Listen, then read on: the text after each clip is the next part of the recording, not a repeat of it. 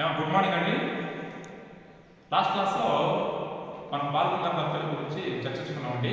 అతివాదులలో మరొక వ్యక్తి అండి బిపిన్ చంద్రపాల్. బిపిన్ చంద్రపాల్, లాల్ బహదూర్ పాల్, వీళ్ళలో మరొక వ్యక్తి అండి బిపిన్ చంద్రపాల్. ఇతను ప్రస్తుతం బెంగాల్ రాష్ట్రంలోని సిల్హెట్ జిల్లాలోని సిల్హెట్ గ్రామంలో జన్మించింది. బాగా గుర్తుపెట్టుకోవాలండి, ఈ ప్రదేశాలు వాళ్ళ రాష్ట్రాలు చాలా ఇంపార్టెంట్ అండి. పోటీ పరీక్ష దృష్ట్యా మనం బాగా గుర్తుపెట్టుకోవాలి. బెంగాల్ రాష్ట్రంలోని సిల్హెట్ జిల్లాలోని సిల్హెట్ ప్రాంతంలో జన్మించాడు. ప్రస్తుతం ఇప్పుడు బెంగాల్ రాష్ట్రంలో ఉంది. ఒకప్పుడు మనం బాగా రికామెంట్ ఉంటున్నాం. ఇతను బెంగాల్ డాంటంగా గుర్తింపు పొందాడు. వెరీ ఇంపార్టెంట్ అండి. బెంగాల్ డాంటంగా గుర్తింపు పొందాడు. బెంగాల్ డాంటంగా గుర్తింపు పొందాడు. అలాగే వందే మాతర ఉద్యమ కాలంలో దక్షిణ భారతదేశంలోని ఆంధ్రప్రదేశ్లో పర్యటించాడు బిపిన్ చంద్రపాల్. ఈయన ప్రసంగాల్ని తెలుగులోకి అనువదించిన వ్యక్తి చలకమర్తి నరసింహం.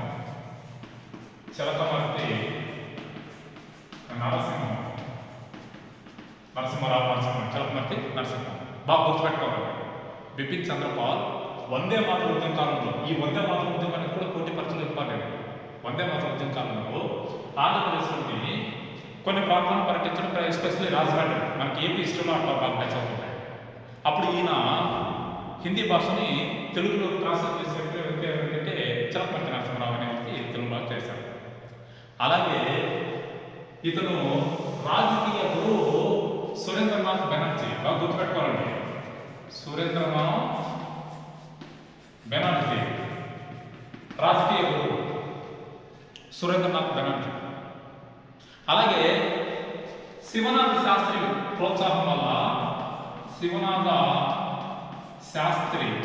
వల్ల బ్రహ్మ సమాజంలో చేరాడు. ఇది ఇంపార్టెంట్ అండి. బ్రహ్మ సమాజంలో చేరాడు. ఇది వెరీ ఇంపార్టెంట్. ఎందుకంటే ఏ స్వతంత్ర సమర యోధుడు బ్రహ్మ సమాజంలో సభ్యత్వం కలిగి ఉన్నాడు అనే ప్రశ్న ఇచ్చారు పోటీ పరీక్షలో. మనం కూడా రావచ్చేమో. మనం ఎందుకంటే ప్రతి అంశాన్ని చూసుకోవాలండి పోటీ పరీక్షలో. అలాంటి దాంట్లో మనకి శివనాథ శాస్త్రి ప్రోత్సాహంలో బ్రహ్మ సమాజంలో చేరారు. సో అలాగే ఈయన జాతీయ కాంగ్రెస్లో 1886లో సభ్యత్వం తీసుకున్నాడు. జాతీయ కాంగ్రెస్ 1886లో సభ్యత్వం తీసుకున్నాడు. అలాగే వందే మాతర ఉద్యమం తర్వాత రాజకీయాల నుంచి బయట వచ్చేసాడు వందే మాతర ఉద్యమం తర్వాత. కానీ ఉన్న రోజులు మనకి విప్లవాలు బాగా చేశాయి. అలాగే కాళీ మాతను, భారత మాతను స్వతంత్ర ఉద్యమ భక్తురాలుగా ఈయన గుర్తించడం అనేది మనకు కనిపిస్తుంది. సో ఈ విధంగా బిపిన్ చంద్రపాల్ తన వంతు తాను ఉద్యమాన్ని చేశాడు. బెంగాల్ రాష్ట్రంలో మంచి లీడ్ చేశాడు. యువకుల్ని స్వతంత్ర ఉద్యమంలో బాగా లాగాడు. ఈయన సిద్ధాంతాలు బాగా భారతీయ ప్రజలు బాగా ఉంచుకుంటాయి. అన్నదాన్ని రెవల్యూషనరీ, ఫాదర్ ఆఫ్ రెవల్యూషనరీ, జనకుడు, విప్లవ జనకుడు అనేసి కూడా అనుకుంటారు. కానీ father of revolutionary, Bengal father of revolutionary అనేసి కూడా మనకి ఇతను పిలుస్తున్నారు బిపిన్ చంద్రపాల్. సో ఈయన ఈ మూమెంట్ చేస్తున్నప్పుడు కొన్ని పుస్తకాలు, కొన్ని పత్రికలు రచించడం జరిగిందండి. అవి ఏంటి, ఎక్కడ అనేది నెక్స్ట్ క్లాస్లో ఒకసారి చూస్తాము. వీడియో చూస్తున్న వాళ్ళకండి ఒక చిన్న రిక్వెస్ట్, నేను డైలీ షార్ట్ వీడియో పెడుతున్నాను. ఎవరో ఒక మాస్టర్ కామెంట్ పెట్టారు, సార్ ఆన్సర్లు కూడా పెట్టండి అని చెప్పి. నేను పెట్టిన వీడియోలో కీ కూడా పెట్టానండి. Sir very important. కొన్ని బిట్లు చాలా ఈజీగా ఉంటాయి, కొన్ని బిట్లు టఫ్గానే ఉంటాయి. మీకు అన్నీ తెలిసినవేయండి. ఒకసారి చూడండి, లైక్ చేయండి, షేర్ చేయండి, మనకి అలాగే సబ్స్క్రైబ్ చేయండి. నేను ఎందుకు చిన్న వీడియోతోనే వస్తున్నానంటే ఎక్కువ టైం వీడియో తీస్తే చూడరని చెప్పి కాన్సెప్ట్తోనే చిన్న వీడియోలు తీసుకొస్తున్నామండి. So very important. ఒకసారి చూడండి, చూసి మరికొంతమందికి మీరు ఫార్వర్డ్ చేయండి. Thank you.